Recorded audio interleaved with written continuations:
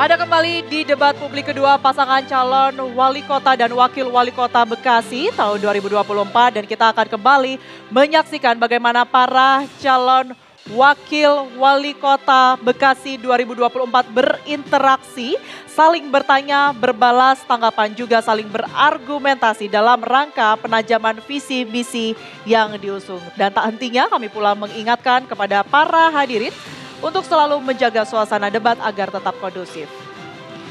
Dan sesi ini ditujukan untuk para calon wakil wali kota Bapak Ibu, di mana dimulai dari calon wakil wali kota nomor urut 2 untuk bertanya ke calon wakil wali kota nomor urut 1 berkaitan dengan keamanan. Dan waktu yang Anda miliki 30 detik dimulai saat Anda berbicara.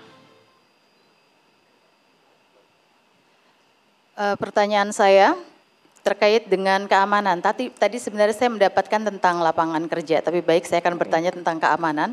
Bagaimana solusi konkret yang bisa diberikan oleh pasangan nomor urut 1 untuk meningkatkan keamanan di Kota Bekasi, terutama terkait dengan maraknya kejahatan jalanan. Cukup? Terima kasih. Baik, silakan dijawab, waktu Anda 1,5 menit dimulai sejak Anda mulai berbicara. Baik, terima kasih Bu Nurul, Paslon 02, Wakil Wali Kota, bahwa kami itu punya komitmen gagasan bagaimana kita untuk mengatasi kerawanan itu, bagaimana kita harus memasang CCTV di titik rawan kecelakaan dan gangguan keamanan yang terintegrasi dengan sistem monitoring dengan kepolisian. Inilah yang kami lakukan. Dan juga kita harus menataan kawasan-kawasan pemukiman yang berkeadilan dan kesejahteraan. Oleh karena itu kami punya komitmen agar kepolisian dan pemerintah harus kolaborasi agar menciptakan keamanan. Kenapa? Banyak kejadian di tingkat RW RT, banyak orang maling motor, mobil. Inilah kita harus terkontak dengan kepolisian agar cepat tanggap, bisa mengatasi hal-hal yang kami harus lakukan. Oleh karena itu, pertama nanti terkait masalah memberikan akses lapangan kerja buat anak kita, warga kita, untuk bisa memberikan solusi agar mereka bisa aman dan tentram. Inilah yang kami lakukan dan tentunya kami harus memberikan komitmen betul. Itulah tergantung pemimpinnya. Kalau pemimpin punya integritas, insya Allah akan terjadi kebaikan untuk Kota Bekasi. Terima kasih. Baik, waktu habis. Silakan kembali ditanggapi kepada pasangan calon nomor urut 2. Waktu Anda 1 menit dimulai sejak Anda berbicara. Tadi kita sempat bicara tentang pungli. Pungli itu tidak hanya dilakukan oleh aparatur, tetapi juga dilakukan antar masyarakat. Manusia menjadi serigala bagi manusia lainnya, memeras darah rakyat jelata. Saya pikir semua yang terjadi di masyarakat ini juga harus bisa kita carikan solusinya.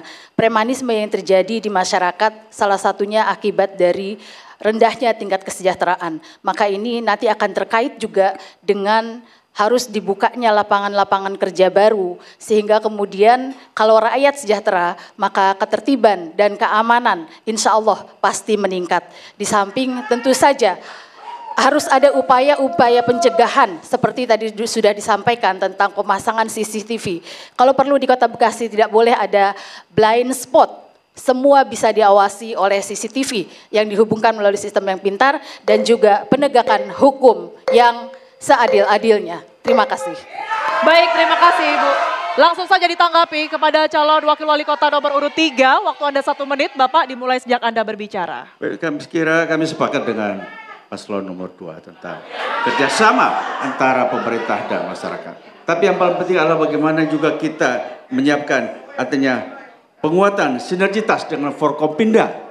Ya, harus kita lakukan. Kemudian tentunya penguatan Kaptipas untuk memonitor ya segala sesuatu solusi gangguan keamanan, dan yang paling penting bagi kita adalah bagaimana kita kemudian melakukan penguatan kinerja Satuan Polisi Pamong Praja yang humanis dan berorientasi kepada hak asasi manusia.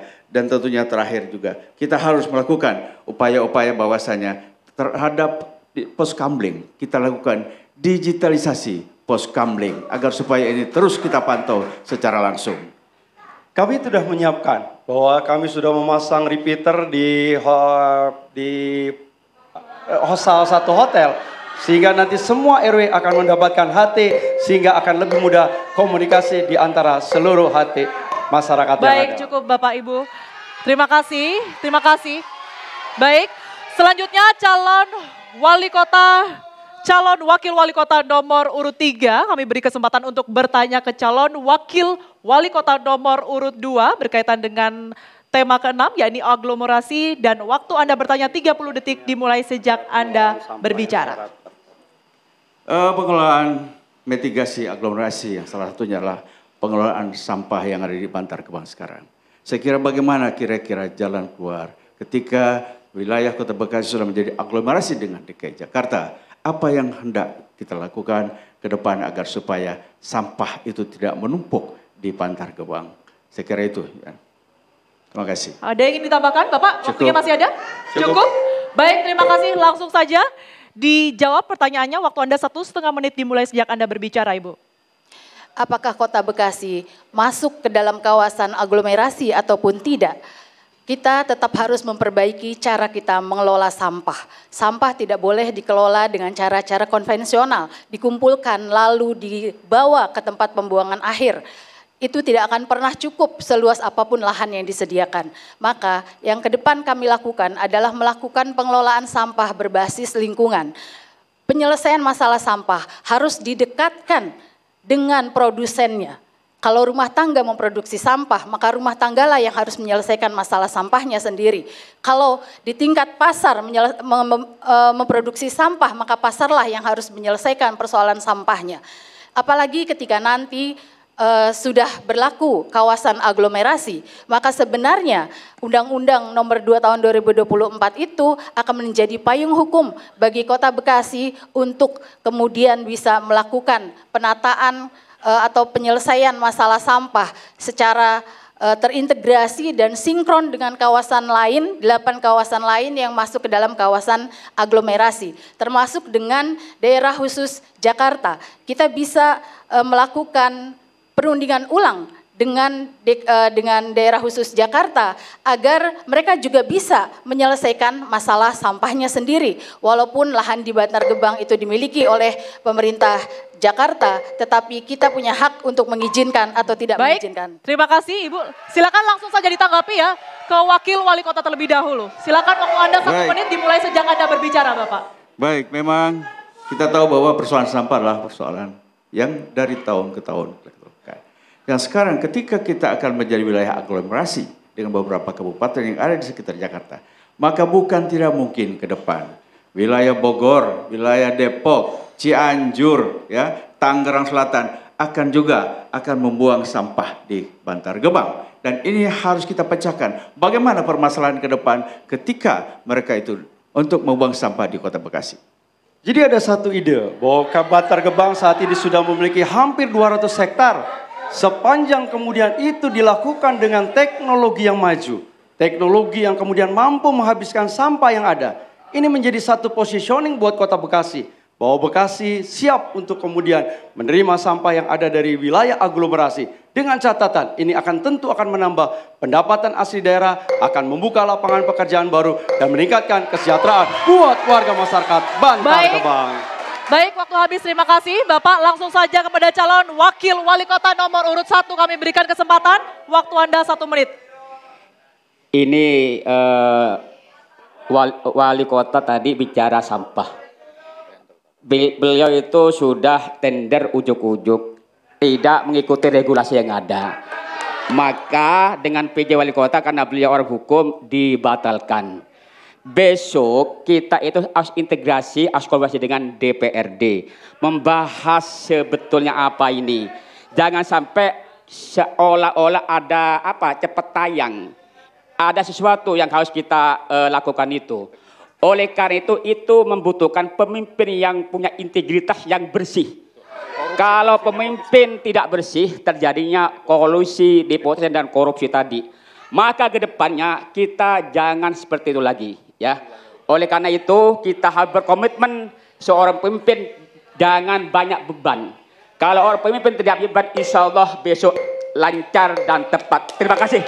Baik, terima kasih kepada pasangan calon nomor urut 1. Selanjutnya saya persilakan calon wakil wali kota nomor urut 1 untuk bertanya ke calon wakil wali kota nomor urut 3 berkaitan dengan tema 1 yakni lingkungan dan kesehatan. Dan selanjutnya saya persilakan waktu Anda 30 detik untuk bertanya dimulai sejak Anda berbicara. Mas Haris, masalah lingkungan dan kesehatan. Pertanyaannya, mendapatkan layanan kesehatan yang layak adalah hak setiap warga. Sayangnya belum semua lapisan masyarakat mendapat akses terhadap layanan secara layak. Apa solusi saudara terhadap masalah ini? Apa saja kebijakan yang saudara siapkan? Silakan jawab. Masih ada waktunya yang ditambahkan, Bapak? Cukup? Baik, langsung saja dijawab kepada pasangan calon nomor urut 3. Waktu Anda 1,5 menit dimulai sejak Anda berbicara. Baik, pertama kita sudah mendapatkan UHC. Universal Health Care itu sebesar 100%, jadi sudah tidak ada masalah. Kemudian nantinya kami akan membangun puskesmas yang belum terbangun pada beberapa kecamatan. Ini tinggal 2, ya. Dan kemudian puskesmas yang ada kita aktifkan, kita kembangkan menjadi puskesmas rawat inap. Sehingga pelayanan kesehatan masyarakat itu makin dekat. Tidak perlu harus ke RSUD. Mereka datang ke puskesmas untuk mendapat pelayanan. Tentunya yang kita lakukan kemudian adalah bagaimana BPJS itu harus kita lakukan terus. Karena kemarin Pak Tri sudah mengembangkan BPJS, kurang lebih sudah 90% BPJS tercover untuk warga kota Bekasi. Dan ke depan saya kira kita harus berupaya terus. Kami punya ide bahwa insya Allah orang yang berobat ke rumah sakit, puskesmas, apapun yang di kota Bekasi cukup hanya memperlihatkan KTP kota Bekasi saja, gitu kan, sehingga dia bisa terlayani dengan baik. Ya. Jadi saya kira Universal Health Coverage sudah 100%. Itu terkait dengan tugas dari seorang pemerintah. Kemudian kita sadari betul bahwa pelayanan kesehatan di kota Bekasi adalah salah satu yang terbaik di kota Indonesia. Karena jumlah rumah sakit dan memiliki spesialisasi terkait dengan rumah sakit yang kita miliki, termasuk rumah sakit untuk olahragawan. Baik, cukup ya. Silakan ditanggapi kembali kepada paslon nomor urut 1 terkaitan dengan jawaban tersebut. Waktu Anda 1 menit dari sekarang. Kalau bicara UHC itu keharusan, bos, bro, keharusan. Tapi Anda tidak jujur bahwa RPJMD kemarin Anda tidak terrealisasi. Masalah dalam RPJMD tahun 2012-2023, masa setiap kecamatan harus ada rumah sakit TBD, tapi Anda tidak berhasil. Ya kan? Kedua, bagaimana membangun puskesmas setiap kelurahan Anda juga gak berhasil. Anda harus jujur, bro. Ya, ini harus memberikan kesadaran pemahaman ke publik. Kalau misal nggak bisa, bilang nggak bisa. Ya, artinya apa? Sebagai pemimpin itu harus melaksanakan RPJMD selama 5 tahun. Inilah harus kita lakukan. Besok kita tidak akan terjadi seperti itu. Seorang pemimpin harus membawa visi misinya ketika calon. Betul nggak? Kenapa kalau mereka tidak melaksanakan RPJMD berarti kegagalan seorang pemimpin. Ini yang akan dilakukan. Terima kasih. Baik, terima kasih. Saat ini kita berikan kesempatan kepada calon wakil wali kota nomor urut 2 untuk memberikan tanggapannya. Ibu silakan, waktu Anda 1 menit. Apa yang disampaikan oleh 2 pasangan calon saya pikir sudah cukup baik. Tapi kita juga harus mulai juga dari pendekatan lebih baik mencegah daripada mengobati. Maka kita juga harus meningkatkan promosi gaya hidup sehat ke seluruh lapisan masyarakat, dimulai dari tentu pemerintahnya, dari aparaturnya. Dan kemudian juga kita harus menyediakan layanan medical check up kepada kelompok masyarakat yang rentan. Misalnya kelompok masyarakat atau individu yang sudah memiliki comorbid. Sehingga kemudian penyakit-penyakit kronis itu bisa dicegah karena sudah bisa dideteksi lebih dini. Itu saya pikir juga harus menjadi program yang akan dilakukan oleh siapapun nanti. Dan kami kalau misalnya nanti diberi amanah oleh Allah pasti akan melakukan apa yang sudah kami programkan itu. Terima kasih. Baik, terima kasih kepada ketiga pasangan calon yang sudah memberikan tanggapan dan juga sanggahannya. Hadirin dan pemirsa, masih ada satu sesi lagi yang akan hadir setelah ini, yakni sesi pernyataan penutup. Kami akan hadirkan usai jeda berikut ini, tetaplah bersama kami.